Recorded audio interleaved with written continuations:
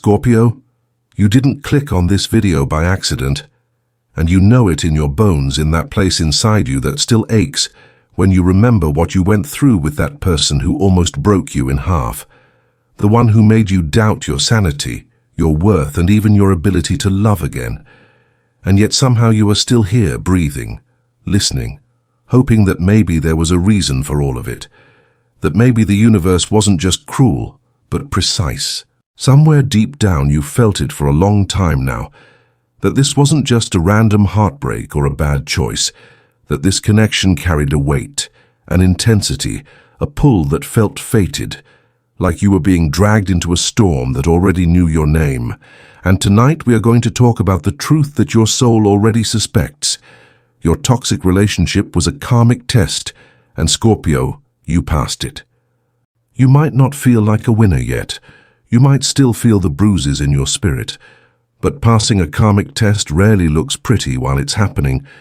It feels like dying in slow motion, like watching the version of you that once tolerated anything just to be loved being peeled away layer by layer until you barely recognize yourself. And that's exactly the point.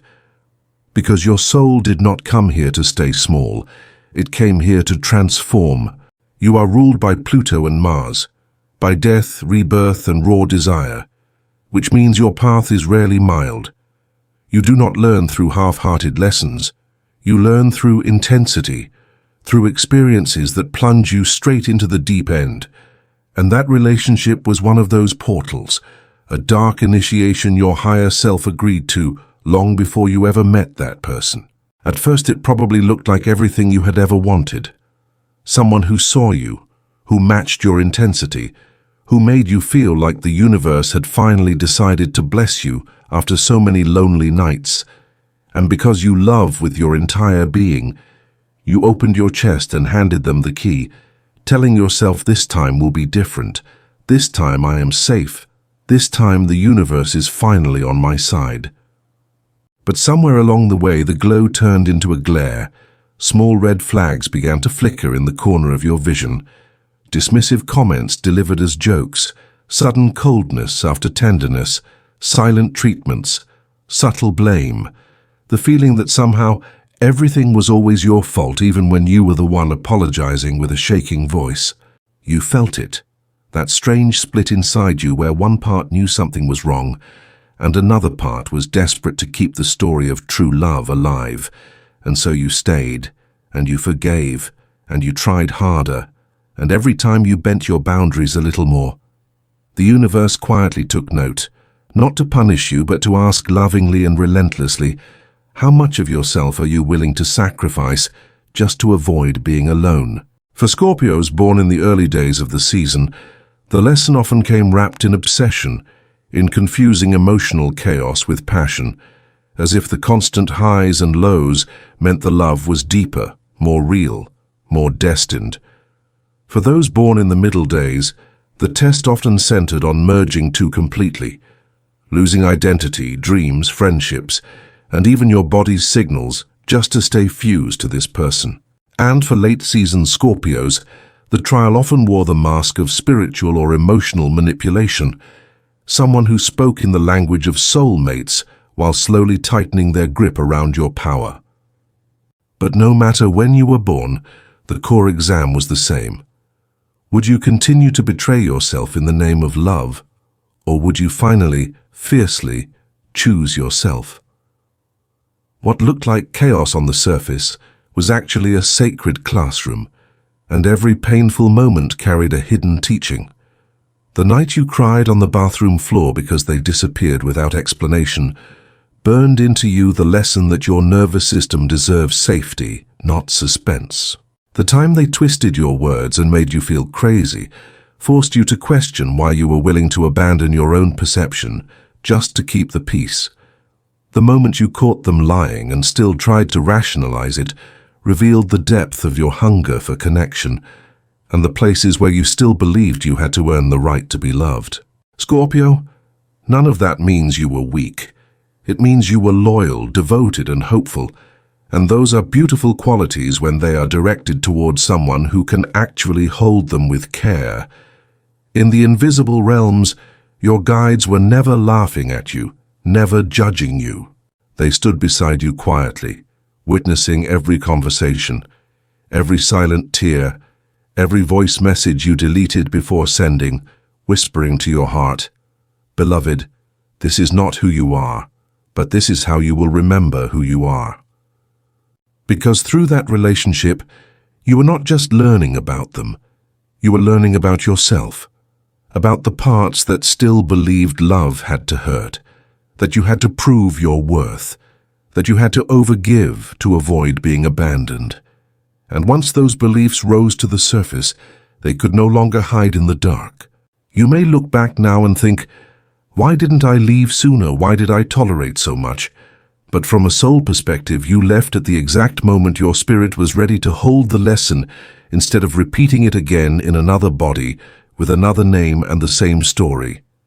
The very fact that you are no longer inside that cycle is proof that something in you woke up and said, "Enough, I choose me." And that sentence was the moment you cleared a karmic pattern that may have haunted you for lifetimes. Without that fiery initiation, you wouldn't be as discerning as you are now. You wouldn't have the same radar for manipulation. You wouldn't recognize the subtle tightening in your chest when someone's words and actions don't match.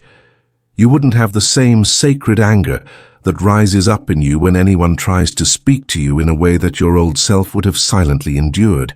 That relationship carved new boundaries into your soul. It taught you that your time, your body, your emotions, and your energy are not open currency, and not everyone deserves front-row access to you just because they know how to say the right words.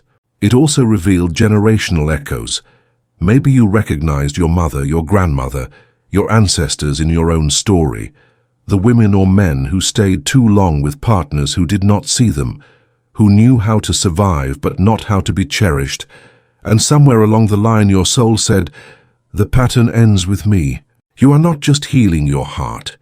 You are untying knots that your bloodline carried for decades, maybe centuries, and that is why it felt so heavy, so impossible, so consuming at times, because you were not only walking out of your own cage, you were opening the door for those who came before and those who will come after. There is a reason you survived what others did not. There is a reason the story did not swallow you whole. And that reason is that you are being prepared for a kind of love and purpose that requires this level of depth, this level of self-respect, this level of clarity about who you are and what you will never again accept. So if part of you still feels ashamed, still hears that voice saying, "I should have known better," I want you to hear this instead. You know better now, and that is enough. The karmic test was never about being perfect. It was about becoming conscious, about turning off autopilot and noticing the moment your body says no, even when your trauma says stay, and the moment you honored that no, whether you screamed it, whispered it, or simply packed your things in silence, you passed. Of course, after a karmic storm, there is often a strange quiet, a phase where you feel numb or tired, or uninterested in new connections, and that too is sacred. Your spirit is integrating. Your nervous system is learning what it feels like to rest without anticipating the next explosion. Your heart is slowly stretching back into its natural shape after being clenched tight for so long. Use this time not to judge yourself, but to reintroduce yourself to yourself. What do I like when I'm not trying to impress anyone? What am I curious about now that my energy is not consumed by constant crisis management? What does safety feel like in my own body when there is no one to perform for, to chase, to fix? This is the rebirth phase of the Scorpio path, the moment when you begin to realize that the most important relationship you will ever have is the one you have with your own spirit, and that every external relationship should be an echo of the respect you now give yourself, not a substitute for it. There will be smaller tests ahead, messages from people who remind you of your past, invitations to replay the same dynamic with a different costume, but these are no longer the big karmic exam. They are simply pop quizzes confirming what you already know, And you will feel the difference, because instead of being pulled into the same old loop, you will feel a calm and simple no rise from your chest, and you will choose peace over adrenaline, clarity over confusion, consistency over chaos. And as you do, something beautiful happens. The universe starts to send you mirrors that match your healed frequency. People who are not intimidated by your depth, who do not weaponize your vulnerability, who are willing to communicate honestly even when it's uncomfortable, who don't need you to bleed just to prove that you care. This is the gift hidden inside the ashes, the promise that the intensity of your past pain is not the template for your future, but the contrast that teaches you how to recognize the real thing when it finally arrives. Before we close, I want to say something that matters for your spirit and also quietly matters for this space we are sharing. This message is not a sentence written in stone, but a mirror held up to one possible timeline, a story whispered for those whose hearts throb in recognition when they hear it. Think of it as a spiritual thought experiment, a way for your soul to explore meaning in what you've lived through, not a rigid prediction that must define you. If every word in this reflection doesn't fit your situation, let what doesn't resonate drift away like smoke on a windy night, and keep only what feels like truth in your bones, because not every story belongs to every soul, and you are always free to choose how you interpret your own path. What matters most is that you remember this. You were never foolish for loving. You were brave, you were open, you were willing to risk your heart in a world that often teaches people to stay numb, and there is nothing karmically wrong with that. The test was never about shaming you for caring.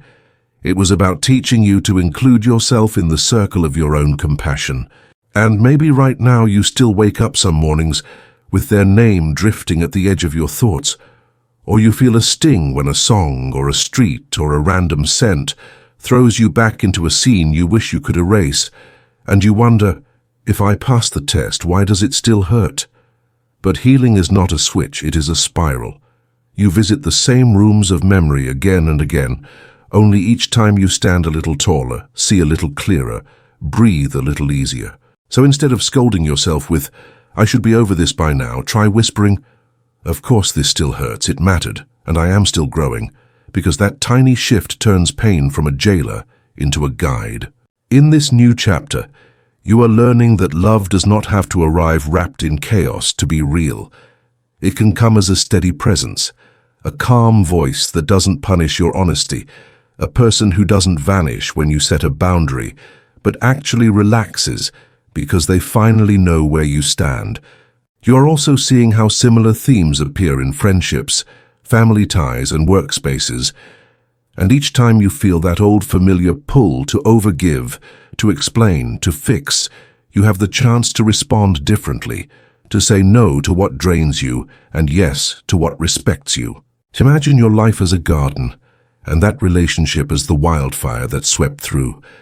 At first it looked like total loss, but now the soil is richer, darker, full of everything you've learned, and the seeds you plant here, your new standards, your new choices, will grow into a future where peace is normal, not rare. You are allowed to be slow and deliberate about who gets access to you. You are allowed to require consistency, accountability, softness, and depth. You are allowed to say, "If you cannot meet me in truth, you cannot meet me at all," without guilt. Because Scorpio, your heart is not a battlefield anymore, it is a temple, and only those who know how to set their weapons down at the door and enter with reverence deserve to stand inside. So breathe, straighten your spine a little, and feel that unseen counsel around you, your guides, your healed ancestors, your future self, quietly celebrating, not because you suffered, but because you turned suffering into wisdom, because the karmic test did not break you. It revealed you, and now you move forward as the phoenix you were always meant to be, lit from within by a fire no one will ever again be allowed to dim.